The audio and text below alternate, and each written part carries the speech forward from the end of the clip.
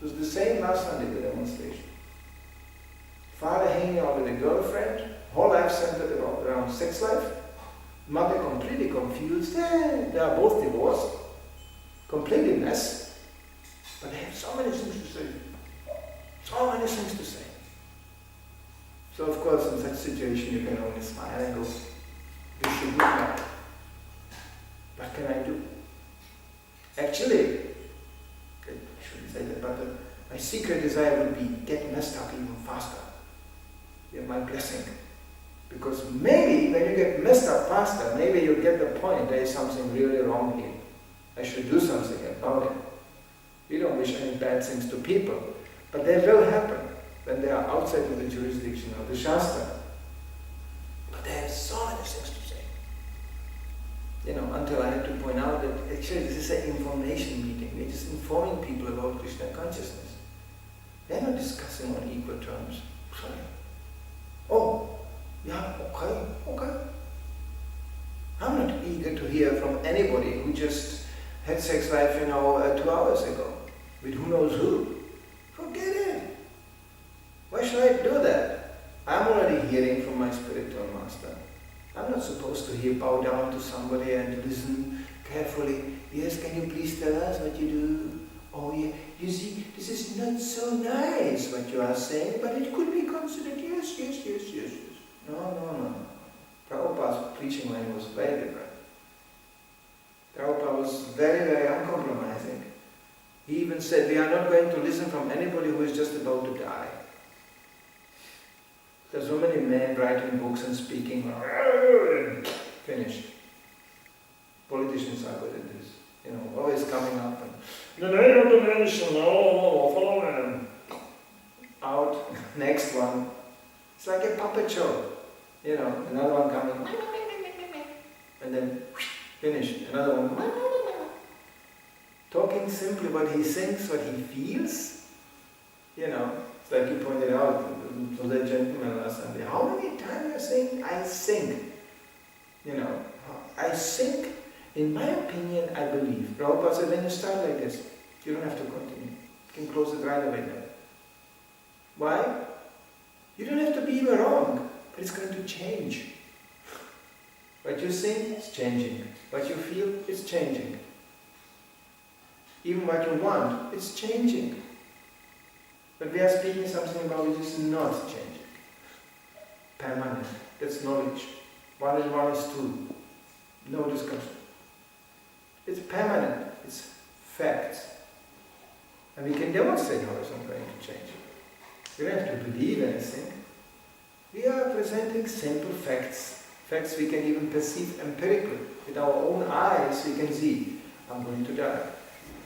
I'm not this body. Pure logic.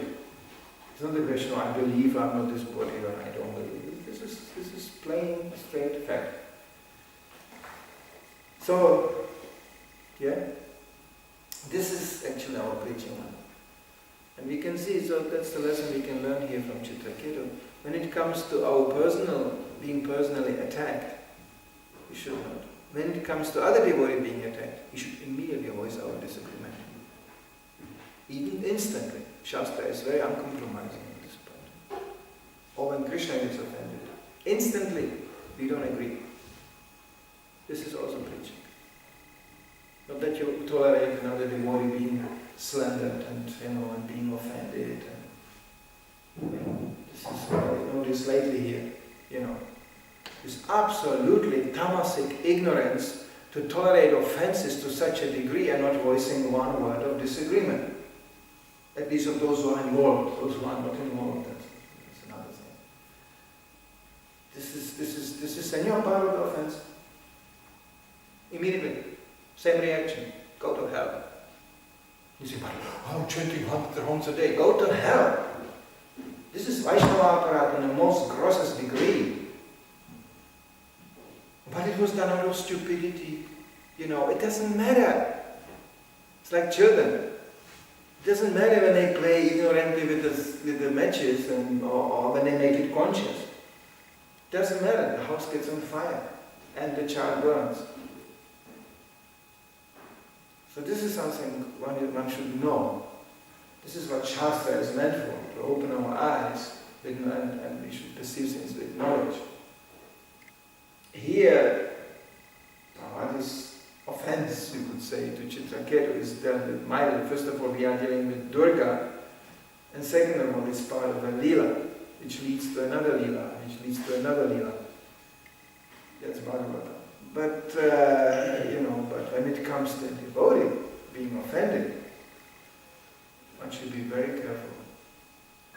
At least one can walk away. Should not be part of this.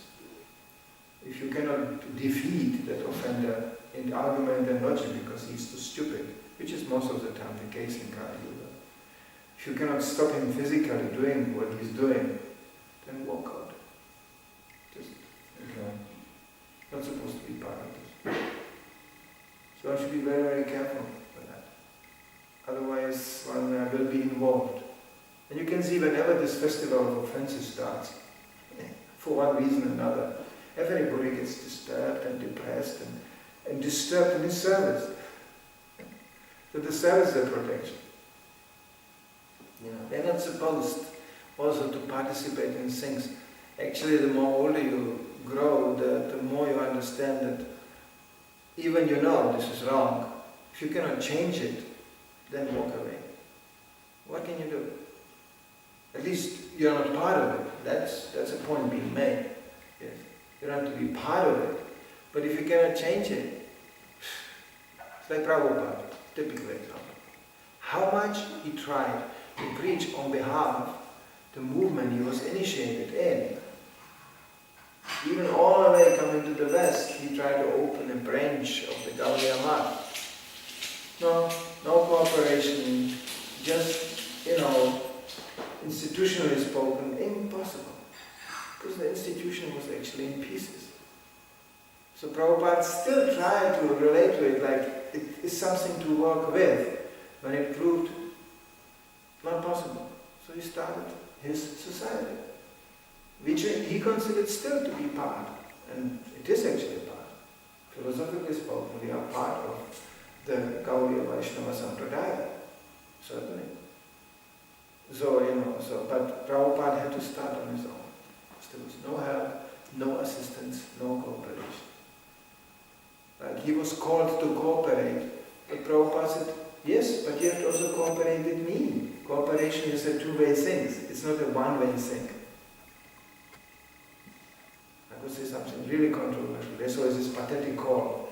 Do you cooperate with ISKCON? I am ISKCON. Well, it's ISKCON me. It goes two ways. You mean you have to adjust yourself to you? No, that's not what I mean. Can ISKCON be identified as me serving the founder of this movement, Srila Prabhupada?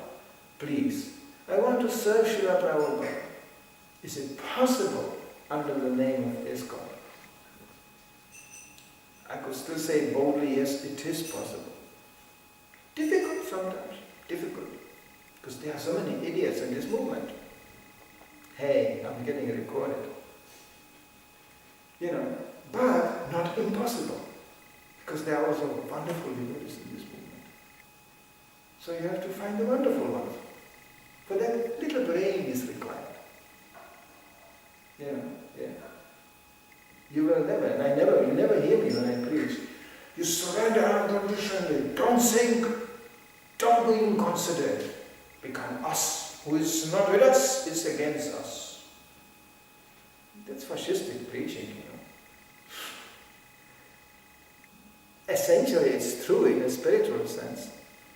But first we have to establish, I remember this two good brothers of mine, sannyasis, sitting in front of me in Mayapur, when the leader, when the one who gave a lecture, announced loudly into the loudspeakers, announced, confiscated for a few minutes. So he announced publicly, Prabhupada is ISKCON, charge! And then he said, ISKCON is Prabhupada. And then the sannyasi sitting in front of me silently told the other one, let's hope so. You see, this is the challenge. Yes, Prabhupada is gone, but is gone Prabhupada. We have to be careful about that. We have to work on it. That responsibility is on us. So this is the real issue. And then we have to train, learn daily, practice, constantly study what Prabhupada said, constantly study how to follow him, constantly ventilating our doubts, clearing them out. Yeah. Srila Prabhupada, like example, said, I had also a doubt when I joined the Gaudiya Math. You can see how Prabhupada was journeying on a level of awareness, not just, oh, Guruji, Swamiji, you shine so nice, oh, wonderful, woo. No. Prabhupada said, I saw an incident when I came, I was still visiting as a Grihastha. Bhaktisiddhanta Maharaj came on balcony of that house. This thing is called Chaitanya Saraswati Math or something. This was his headquarters. He came out of the house and he called for brahmacharis in the garden. There's a snake in the corner of the garden, kill it. Prabhupada, I was thinking, wow, saintly person like this, and ordering a living entity to be killed. That's strange. But Prabhupada said, didn't took long, I discovered in the pages of Srimad Bhagavatam that actually snakes and poisonous creatures like this should be killed. This is their karma. And Prabhupada was just rejoicing, my doubt is removed. Great, now I have no doubt. So one should chase one's own doubts and bring them out. Because most of the time, it's easy to defeat. But when one keeps them contained and just meditates about them all the time, then they slowly start to eat you up from inside. And actually, your devotional service becomes what Prabhupada called slackened or finally stopped. You can also go insane. If you don't share your doubts in a bona fide way with the spiritual master, with the spiritual authority, with the devotees, and don't ventilate them, you can go slowly insane. That's also possible. So there's a way how to actually protect one's spiritual life. There's a way like this. That's why we don't tell this to people in the first moment when they walk in the door, but spiritual life is like a walk on a razor's edge. Not much place to move, It's very, Some Jesus even said that the gates to heaven are very small, only few can pass.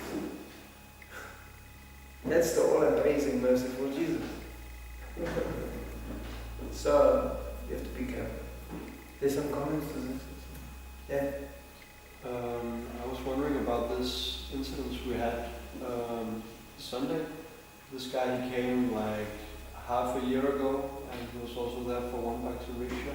And at that point he was quite seemed like humble and inquisitive and wanted to know. So it seemed like during this half year he had contemplated and made some conscious decision in his life, no, I would be externally contaminated by associating with somebody, or the purification is starting. That means purification means it's like peeling an onion or something like this. We don't know what it is, we don't handle onions, but it's many layers, and you peel. There's another one, another one, another one. So some impurities come up. That can happen anytime to anybody. Anybody. Sometimes they will even say, before I joined I was so peaceful in this, and now I'm so agitated. What happened? It's getting purified, that's all. The scraping session came. Some people are so caked with mud and dirt, they feel very peaceful. And then comes the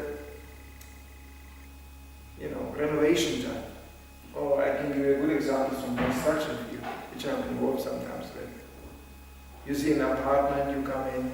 Oh, this happened in Stockholm. A drunk lady called me midnight that she has a house for Hare Krishna, and I just saw it, I was going, wow. This was a really ugly, brown, wood-paneled building. But it was was huge, and it was actually in a very good location. So I informed our GBC, he said, I want to see it, he came, and the house was easy to enter because the door was broken, we just walked in, and there was just broken apartments, open doors, mattresses, and garbage lying everywhere. There was still one couple living there, old people. They were so drunk all the time, they were so soaked in alcohol, they didn't even realize that everybody left. They didn't even realize, actually, the heating is finished. So they were the whole winter surviving somehow or other. They were living in these rooms, which were actually, they were smoking so much that you could peel the nicotine from the walls. It was like brown, fat substance, you know. And they were just there, just, you know. Then our GBC gave me this glorious instruction, get it immediately. I was going, this? Then okay. How do I first get these drunks out of here? You know, so much garbage. You can't imagine. Containers and containers, and there was nobody to help at that point. So I was dragging, you know, like 15 of these huge containers just from the cellar area, which was partially flooded previously. So when the water subsided, you know, all the ingredients lying in that cellar grew just mushrooms. It was just one big, you know, compost. Biggest spiders I saw actually in the West so far. This size of spiders living there. You know, it took us like 1 month just to drag this garbage out. Then, you know, and then came the renovation. And I said, yes, we will a little bit clean it up and paint it and this. And then came devotees saying, I didn't know anything about renovation or construction.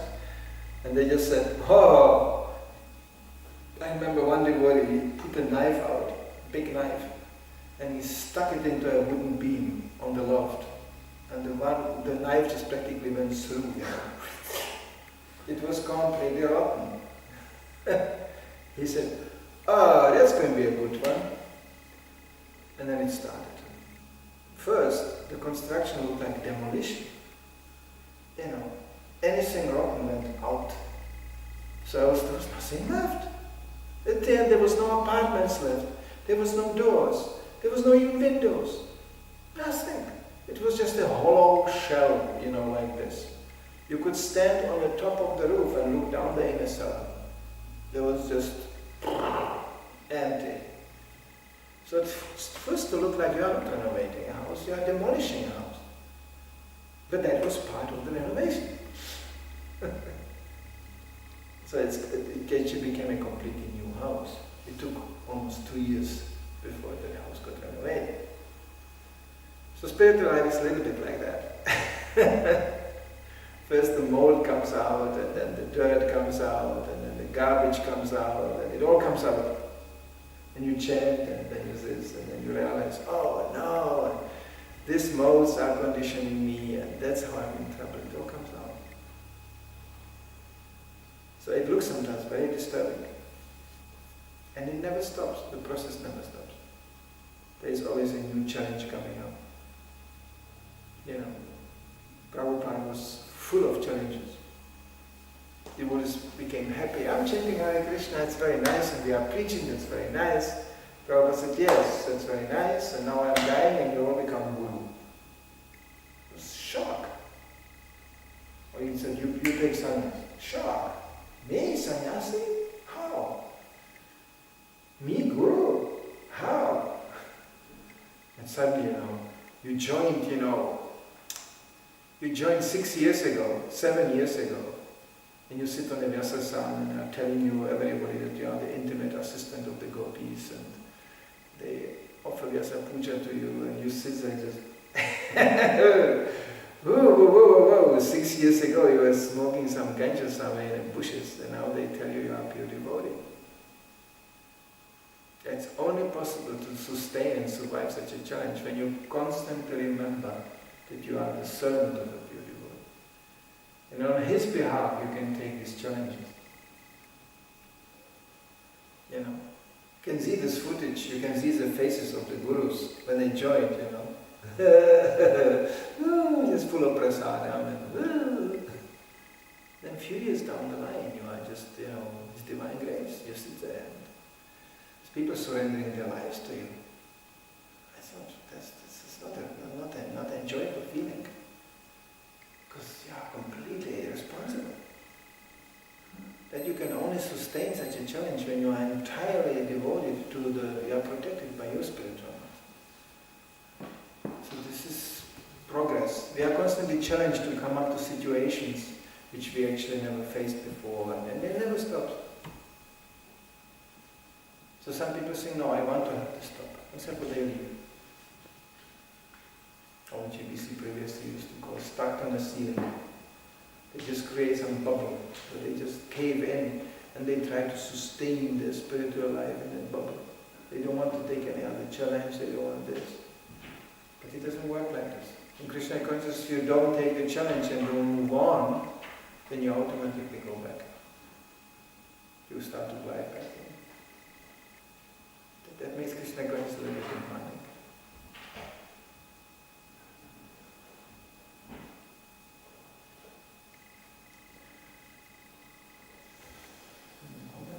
Questions? Yeah. You also mentioned this, that for example in Czech, they are very expert at like men, they make women melt, and they do it like engage their intelligence in this like degraded activity. So is that a result of Nana Shankara and mixed varnas? Because everybody has an intelligence. Yeah. You don't have to become a degraded Brahmana or something like this. Shudras, you can have a brilliant intelligence when it comes to these things. Still he's a Shudra. Because the goal is sanskarification. They are very intelligent Shudras. Shudra doesn't mean like all the way stupid, but the intelligence is dedicated to sanskarification. What is the technique? Like, one morning was, the scientists, they are like Sankhya yogis, isn't it? Prabhupada said, what? Sankhya yogis? They're just speculating, they're Shudras.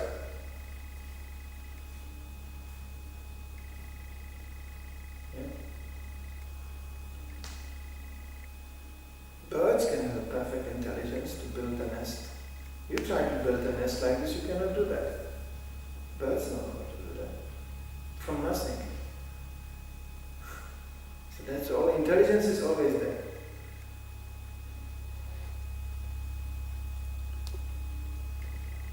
I mean, beggars are intelligent, drunkards are intelligent. How to get the next bottle, they know how to do that. Yeah. So you should not be enchanted by material intelligence. That doesn't make a person Brahminic, he's still a Shudra.